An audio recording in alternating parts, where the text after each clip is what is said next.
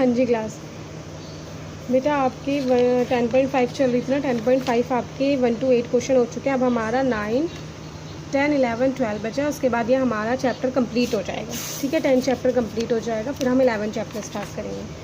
अच्छा, 9 क्वेश्चन क्या बोलता है, यदि दो वृत्त दो बिंदुओं बी और सी पर प्रतिच्छेद करते हैं। ये दे रखे हैं आपको, ये दो वृत्त हैं जो बी पे, ये है बी और ये है सी। बी और सी पे प्रतिच्छेद करते हैं, कट करते हैं। बी से जाने वाले दो रेखाखंड हैं ए बी डी और पी बी क्यू। ध्यान से देखो, एक तो जा रहा है ए बी डी, ये जा रहा है ए बी डी, और एक जा रहा है पी बी क्यू, यहाँ जा रहा है।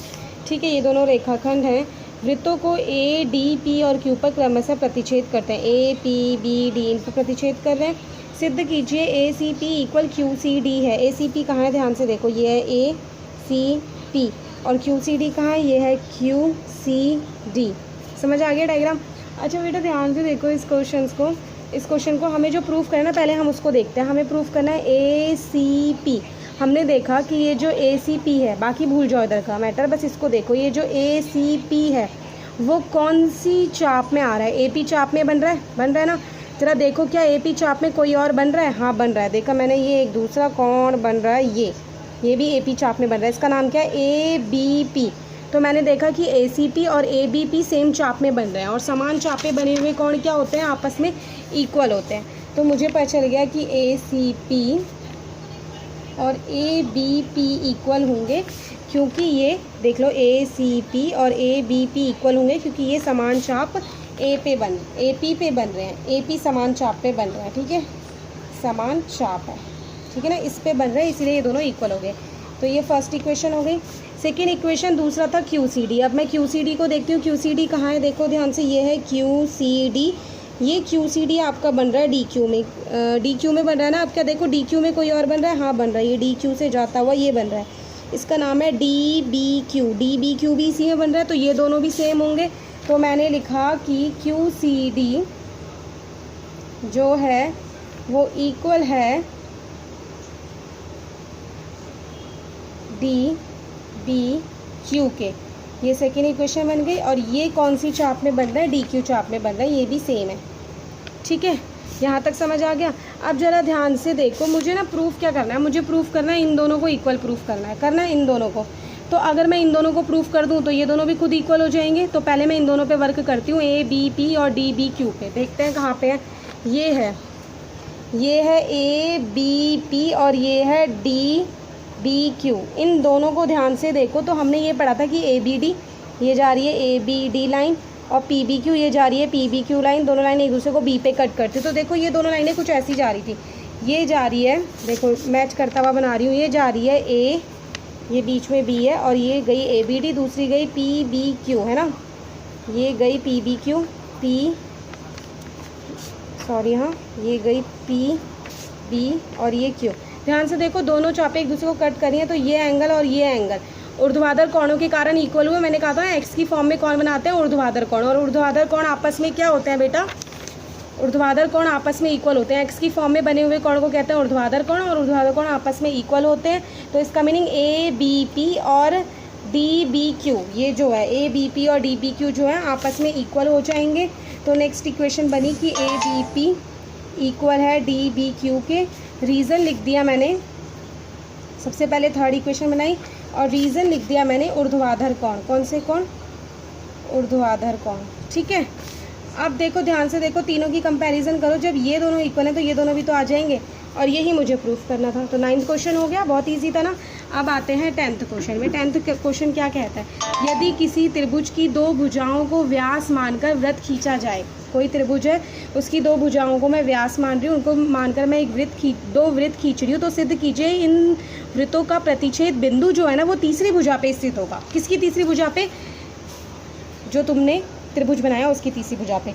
तो मान लो एक सर्कल है ये, ठीक है, और एक सर्कल है ये, ठीक है, एक छोटा एक बड़ा बनाना। इसका सेंटर पॉइंट मैंने ये ले लिया, इसका सेंटर पॉइंट मैंने ये ले लिया। मैंने देखा कि इसका व्यास जो होगा यही होगा ना, और जो इसका व्यास होगा वो ये होगा ना, ठीक है, ये ऐसे गया हमें ये प्रूफ करना है कि ये जो त्रिभुज बन रहा है आपका, ये प्रतिच्छेद बिंदु ए ले लिया मैंने, ए, और नीचे से ले लिया डी। दो प्रतिच्छेद बिंदु होते हैं ए डी। ए बी आपका इस वाले वृत्त का व्यास है और ए सी आपका इस वाले वृत्त का व्यास है। ठीक है, दोनों अलग अलग वृत्त है, दोनों वृत्त के व्यास है। मैंने सबसे पहले ए डी को मिलाया। एक बात आपको पता होगी कि अर्धवृत्त के अंदर, अर्धवृत्त जो बनता है ना, ये बनता है अर्धवृत्त डी की फॉर्म में। इसके अंदर जितने भी कोण बनते हैं वो सारे क्या होते हैं, आपके अर्धवृत्त पे बने हुए कोण समकोण होते हैं, मतलब 90 डिग्री के होते हैं। ठीक है, अब जरा ध्यान से देखो, सबसे पहले मैं इधर वाले वृत्त के लिए करती हूँ। इधर वाले वृत्त के लिए ये जो ए डी बी है, ए डी बी जो है ये एक अर्धवृत्त पे बना हुआ कोण है, तो मेरा ये आ जाएगा कि ए डी बी 90 डिग्री होगा, क्योंकि अर्धवृत्त पे बने हुए कोण क्या होते हैं, समकोण होते हैं। रीज़न क्या हो गया, अर्धवृत्त पर बने कोण। ठीक है, नेक्स्ट आपको बोल रहा है इस वाले में आओ, इस वाले के अकॉर्डिंग ए डी सी होगा अर्धवृत्त पे बना हुआ कोण, तो सेम इसी रीज़न से ए डी सी भी हो जाएगा 90 डिग्री, ये भी 90 डिग्री हो गया, सेम यही रीज़न आएगा। ठीक है, अर्धवृत्त पे बना हुआ कोण। जरा इन दोनों को ध्यान से देखो, इन दोनों को अगर मैं प्लस करूँ, इक्वेशन फर्स्ट है और ये इक्वेशन सेकेंड है, इक्वेशन फर्स्ट और सेकेंड को अगर मैं प्लस करूँ तो मेरा क्या आया कि ए डी बी प्लस में A D C equal 90 plus 90 degree आया, मतलब 180 डिग्री हो गया 180 डिग्री। अब ध्यान से देखो, डायग्राम के अनुसार ए डी बी और ए डी सी ये पूरा 180 डिग्री बना रहा है। इसका मीनिंग ये एक सरल रेखा है, तो इसको देख के मैं कह सकती हूँ कि आकृति के अनुसार ये जो पूरी लाइन है बी डी सी एक क्या है, सरल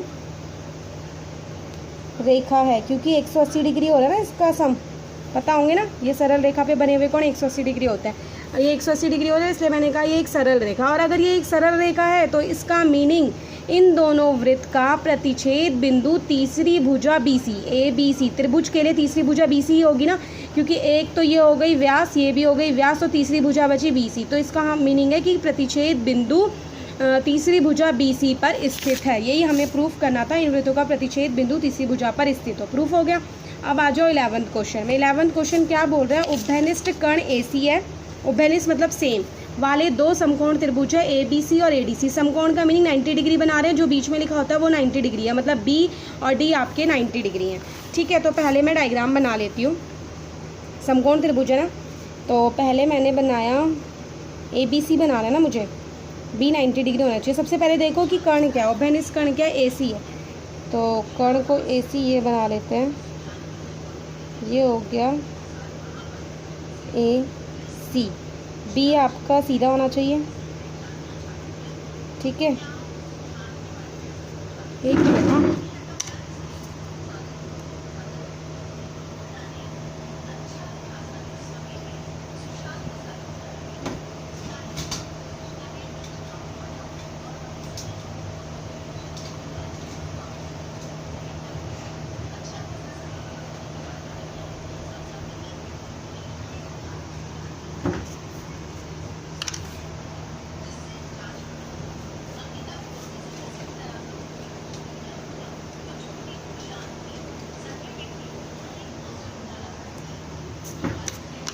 हाँ जी सॉरी,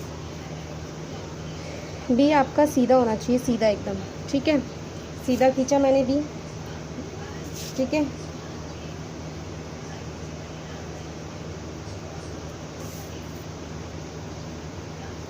ये बन गया B 90 डिग्री, दोनों साइड से सीधा है।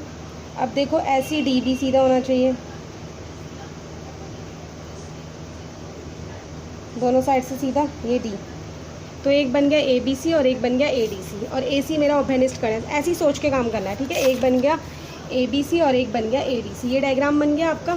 ठीक है ना, इसका मीनिंग, इसको, इस डायग्राम को मैं प्रॉपर्ली बना लेती हूँ। ये डायग्राम है ऐसे, यहाँ पे B है, यहाँ पे D है। ठीक है, ये है। ठीक है, ये दे रखा है आपको ये दे, इसको फोकस करो। हमें प्रूफ क्या करना है, हमें प्रूफ करना है CAD।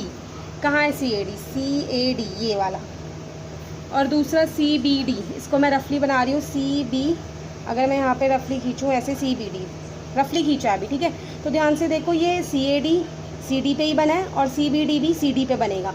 तो अगर मैं इस वाले चतुर्भुज को चक्रीय चतुर्भुज प्रूफ कर दूं तो मेरा इससे ये प्रूफ हो जाएगा कि ये दोनों सेम चाप पे बने, क्योंकि सेम चाप वाली चक्रीय चतुर्भुज में होती है। तो मुझे चक्रीय चतुर्भुज प्रूफ करना है, इसको कैसे भी करके। और चक्रीय चतुर्भुज कैसे प्रूफ होता है ये आपको पता है ना, उसके सम्मुख कोणों का योग क्या हुआ 180 डिग्री। जैसे देखो इसका तो साफ दिख रहा है हमें कि ये 90 और 90 मिलकर 180 डिग्री हो गया, बट एक है ना, इन दोनों को भी तो दिखाओ। तो इन दोनों को दिखाने के लिए मैंने क्या किया, मैं इनमें नाम लिख रही हूँ 1, यहाँ मैंने 3 लिख दिया, ये है 4 और ये लिख दिया मैंने, सॉरी ये 1 2 3 4, ठीक है, ये लिख दिया मैंने, ताकि मुझे बार बार ना एंगल्स के नेम लिखने पड़े, इसलिए मैंने नंबर डिसाइड कर लिए। तो मैं इन पे वर्क कर रही हूँ। मैंने क्या देखा, 1 2 3 4 ये मैंने लिख दिया। सबसे पहले मैं ऊपर वाले ट्रायंगल में जा रही हूँ। ट्रायंगल ABC में मैं गई तो मुझे दिखा एंगल 1, एंगल 4 और एंगल B। एंगल 1, एंगल 4 और एंगल B, तीनों एंगल का सम 180 डिग्री होगा। तो ध्यान से देखो 1 + 4 और ये तो 90 है, B हमें पता है दिया है, ठीक है। तो मेरा आ जाएगा 1 + 4 क्या आ जाएगा, 180 - 90, 90 डिग्री आ जाएगा फर्स्ट इक्वेशन, ठीक है। सेकंड में ADC में जाती हूँ, मैं ADC में गई। ADC में भी मैंने यही देखा कि एक 2 है, एक 3 है, एक D है। तो 2 3 और D, ये भी 180 होगा। त्रिभुज के तीनों कोणों का योग होता है। 2 3 को एज इट इज़ लिखो दो और D आपको पता है 90 डिग्री है। तो 2 + 3 = 180 डिग्री - 90, ये भी आपका 2 + 3 क्या आ गया, 90 डिग्री आ गया। फिर प्रॉब्लम तो नहीं है ना, ठीक है। अब ध्यान से देखो, अब मैं क्या करना चाह रही हूँ, मुझे तो 180 लाना है ना, इन दोनों को मिला के 180 लेके आना है, इन दोनों को मिला के 180 लेके आना है। तो मैंने क्या किया, इक्वेशन फर्स्ट और सेकंड को ऐड कर दिया, फर्स्ट प्लस सेकंड करा। तो इससे मुझे क्या मिला, फर्स्ट है आपकी 1 + 4, सेकंड है आपकी 2 + 3 और इधर है 90 + 90, ठीक है। तो ये तो हो गया 180। ये कैसे होगा, देखो 1 के साथ 2 चाहिए, तो देखो प्लस ही तो हो रहा है, लिख दो साथ, और 4 के साथ 3 चाहिए, लिख दो साथ। ये बन गया एंगल A, देख लो 1 और 2, और 4 और 3 क्या बन गया, एंगल C। तो AC का सम क्या आ गया, 180 डिग्री। एक चीज़ प्रूफ हो गई। दूसरी चीज़ B और D तो आपको ऑलरेडी पता है कि 180 डिग्री है, क्योंकि 90 + 90 देर का है, ठीक है। अब मैं ये बोलूँगी कि इस चतुर्भुज के दोनों सम्मुख कोणों का योग 180 डिग्री है, अतः मैं कह सकती हूँ कि ABCD एक चक्रीय चतुर्भुज है। फिर आप डायग्राम बनाओगे चक्रीय चतुर्भुज का, फिर डायग्राम बनेगा बेटा, ठीक है। चक्रीय चतुर्भुज का डायग्राम बनेगा, बन गया डायग्राम। B यहीं लिखा जाएगा, C यहाँ, यहाँ D, यहाँ A, नाम इसी के अकॉर्डिंग लिखे जाएंगे। अब देखो आपको प्रूफ क्या करना था, CAD और CBD। तो देखो CAD ये प्रूफ करना था और CBD ना, तो इनको मिलाओ आपस में, CBD ये प्रूफ करना था। फिर आप लिखोगे कि CAD, चाहे तो इसे डार्क कर लेना अपने डायग्राम में, CAD और CBD ऐसे डार्क कर लेना ताकि तुम्हें दिख जाए। ये दोनों एंगल जो हैं किस पे बने, CD वृत्तखंड पे बने, और एक सेम वृत्तखंड पे बने हुए कोण क्या होते हैं, बराबर होते हैं, इसीलिए ये बराबर हो गए। यही मुझे सिद्ध करना था। तो समझ आ गया प्रोसीजर। उसके बाद हम आते हैं 12 क्वेश्चन में। 12 क्वेश्चन क्या बोलता है, सिद्ध कीजिए चक्रीय समांतर चतुर्भुज। एक तो चक्रीय है, दूसरा समांतर चतुर्भुज है, उसे आयत प्रूफ करना है। और आयत को प्रूफ करने का मीनिंग क्या होता है, आयत मीनिंग उसका कोण क्या हो, 90 डिग्री हो, उसका एक कोण 90 डिग्री प्रूफ कर दो, इसका मीनिंग वो आयत होता है, ठीक है। तो चक्रीय चतुर्भुज पहले मैंने बना लिया। इस क्वेश्चन को ऐसे करेंगे, डायग्राम बनाएंगे, इन क्वेश्चन के डायग्राम बनाने ABCD। मुझे इसका एक कोण 90 डिग्री प्रूफ करना है अपनी मर्जी से। तो मैंने देखा कि ये तो चक्रीय भी है और समांतर चतुर्भुज भी है। तो पहले मैंने इक्वेशन बनाई कि चक्रीय चतुर्भुज ABCD में मैंने देखा कि एंगल A और एंगल C क्या होगा, 180 डिग्री होगा, क्योंकि चक्रीय चतुर्भुज के सम्मुख कोणों का योग क्या होता है, 180 डिग्री होता है। उसके बाद मैंने ओनली चतुर्भुज में काम किया, चतुर्भुज ABCD में देखा मैंने, तो उसका मीनिंग मुझे पता है कि A = C होगा। A और C को ही लेके काम कर रही हूँ मैं, A = C होगा। रीज़न, ये भी सम्मुख कोण, क्यों, क्योंकि बेटा समांतर चतुर्भुज के सम्मुख कोण जो होते हैं इक्वल होते हैं, पता है ना। अब ये फर्स्ट इक्वेशन है, ये सेकंड इक्वेशन है। मैंने क्या किया, सेकंड इक्वेशन की वैल्यू, A की वैल्यू सेकंड इक्वेशन में से A का मान फर्स्ट में रख दिया। तो देखो A की जगह मैं C लिख सकती हूँ, या आप ऐसे बोल सकते हो C का मान रख दिया, तो यहाँ पे हो जाएगा A + A = 180 डिग्री। तो ये हो जाएगा 2a इक्वल 180 डिग्री, तो a क्या निकल जाएगा आपका 90 डिग्री। ऐसे ही आप सारे निकाल सकते हो, a 90 है तो c भी 90 आ गया, ऐसे ही आप b और d भी निकाल सकते हो। तो हमने यहीं पे स्टॉप कर दिया, ठीक है। फिर हमने बोल दिया कि a 90 है, c भी 90 हो गया। इस प्रकार ये एक आयत है, हमें यही तो प्रूफ करना था, चारों का 90 डिग्री हो गया। इस प्रकार ये एक आयत है। देखो आयत के लिए क्या होता है, आयत के लिए हमें ये चाहिए कि इसके आमने सामने की भुजाएं बराबर हों। समांतर चतुर्भुज दे रखा है तो इसका मीनिंग आमने सामने की भुजाएं ऑलरेडी बराबर है।